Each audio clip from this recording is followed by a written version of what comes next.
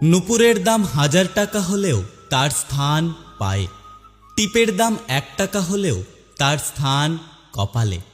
ইতিহাস সাক্ষী আছে লবণে কখনো পোকা ধরেনি, কিন্তু মিষ্টিতে প্রতিদিনই ধরে, এমনকি পিঁপড়েরাও ছাড়ে না।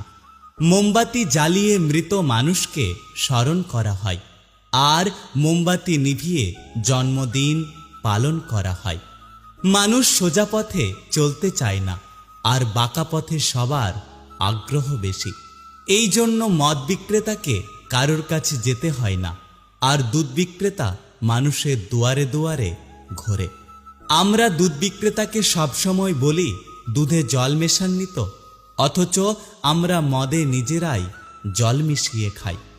একটা গাছ থেকে লক্ষাধিক দেশলাই খাঁটি হতে পারে, কিন্তু একটা দেশলাই খাঁটি লক্ষাধিক গাছকে জ্বালিয়ে দিতে পারে।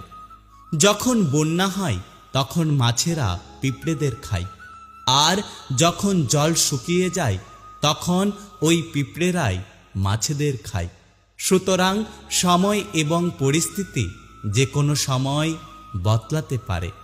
বাড়ির মধ্যে সাপ ঢুকে গেলে আমরা তাকে লাঠি দিয়ে মারি, আর মন্দিরের মধ্যে সাপ দেখা গেলে তাকে আমরা পুজো করি, দুধ খাওয়াই।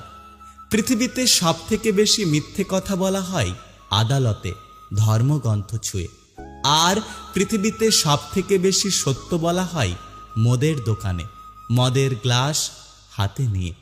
সময় বড় কঠিন হয়, তাই জন্যই তো ঘড়িতে ফুল নয় বরং কাঁটা থাকে।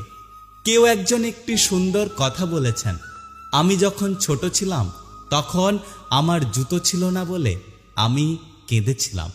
তারপর একদিন দেখলাম এমন একটি ব্যক্তি যার পা নেই।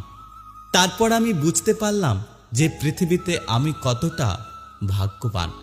আগে মানুষ সূর্য ডোবার পর খাওয়া দাওয়া করে ঘুমিয়ে পড়ত, আর এখন মানুষ সারা রাত্রি জেগে সূর্য ওঠার পর ঘুমাতে যায়।